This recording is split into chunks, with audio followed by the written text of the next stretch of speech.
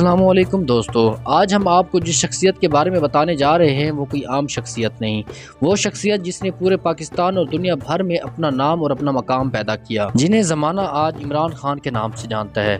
دوستو، عمران خان کا پورا نام عمران احمد خان نیازی ہے۔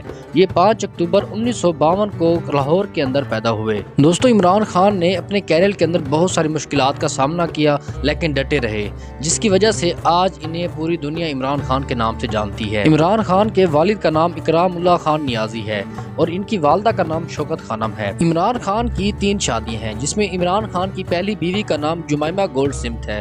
دوستو، جمائمہ گولڈ سمتھ کے ساتھ عمران خان نے 1995 کے اندر شادی کی اور 2004 میں ڈیورس دے دی۔ ان میں سے ان کے 2 بیٹے ہیں، بڑے بیٹے کا نام سلیمان خان اور دوسرے بیٹے کا نام قاسم خان ہے۔ عمران خان کی دوسری شادی ریحام خان سے ہوئی۔ ریحام خان سے عمران خان نے 2015 کے اندر نکاح کیا اور 2015 میں ہی عمران خان نے ڈیورس دے دی۔ تیسری شادی عمران خان نے بشرا بی بی کے ساتھ 2018 میں کی اور جو اب تک چل رہی ہے۔ عمران خان نے اپنے بین الاقوامی کرکٹ کیریئر کا آغاز 1971 میں انگلینڈ کے خلاف ٹیسٹ سیریز سے کیا۔ عمران خان 1982 سے لے کر 1992 تک پاکستانی کرکٹ ٹیم کے بطور کپتان خدمات سر انجام دیتے رہے اور 1992 کے ورلڈ کپ کے اندر مین آف دی میچ رہے اور پاکستانی کرکٹ ٹیم کو ورلڈ کپ جتوایا۔ دوستو، عمران خان کرکٹ کی دنیا میں ایک عظیم آل راؤنڈر تھے جسے زمانہ آج بھی جانتا ہے۔ عمران خان نے 1992 کے اندر کرکٹ کی دنیا کو خیر آباد کہا اور ICC کرکٹ ہال میں شامل ہو گئے۔ 1996 کے اندر پاکستان تحریک انصاف کی بنیاد رکھتے ہوئے عمران خان نے 2002 کے انتخابات میں قومی اسمبلی کی نشست جیت لی اور 2007 تک میاں والی سے اپوزیشن کے رکن کے طور پر خدمات انجام دی۔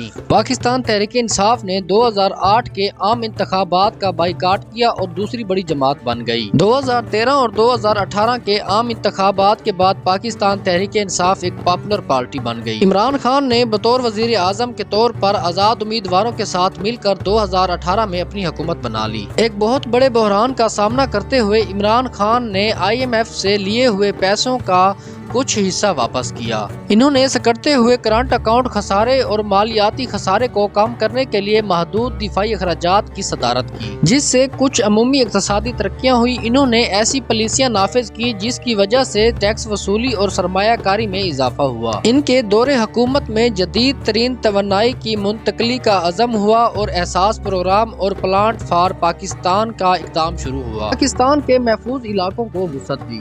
انہوں نے کووڈ-19 وبائی مرض کی صدارت خود کی، جس کی وجہ سے ملک میں معاشی بدحالی اور بڑھتی ہوئی مہنگائی ان کی سیاسی پوزیشن کو خطرے میں ڈال رہی تھی۔ بہرحال دی اکانومسٹ نے پاکستان کو ان ممالک میں شمار کیا جنہوں نے وبائی مرض سے نپٹانے میں اچھی کارکردگی کا مظاہرہ کیا۔ پاکستان نے اس رینکنگ میں تیسری پوزیشن حاصل کی۔ اس سے پہلی پوزیشن ہانگ کانگ اور دوسری پوزیشن نیوزی لینڈ کی تھی۔ مختلف چیلنجوں کا سامنا کرنے کے باوجود ورلڈ بینک کی ایک رپورٹ کے مطابق عمران خان کی قیادت میں حکومت نے 2021 میں 6.5% GDP میں اضافہ ہوا۔ یہ شرح 2005 کے بعد سب سے زیادہ ہے جب مشرف کی فوجی حکومت نے بھی یہی شرح حاصل کی۔ اپریل 2022 میں عدم اعتماد کے ذریعے وزیر اعظم عمران خان کو ہٹا دیا گیا۔ پولیس اور عدلیہ کے ایک معاون کو حراست میں لینے اور تشدد کرنے کے الزام لگانے کے بعد ان پر انتساب دہشت گردی کے قوانین کے تحت فرد جرم عائد کی گئی۔ اکتوبر میں توشہ خانہ ریفرنس کیس کے حوالے سے عمران خان کو election commission of the Pakistan نے پاکستان کی قومی اسمبلی کی موجودہ مدت کے لیے عہدہ سنبھالنے کے لیے نااہل قرار دیا تھا۔ نومبر 2022 میں پنجاب میں ایک سیاسی ریلی کے دوران عمران خان پر قاتلانہ حملہ ہوا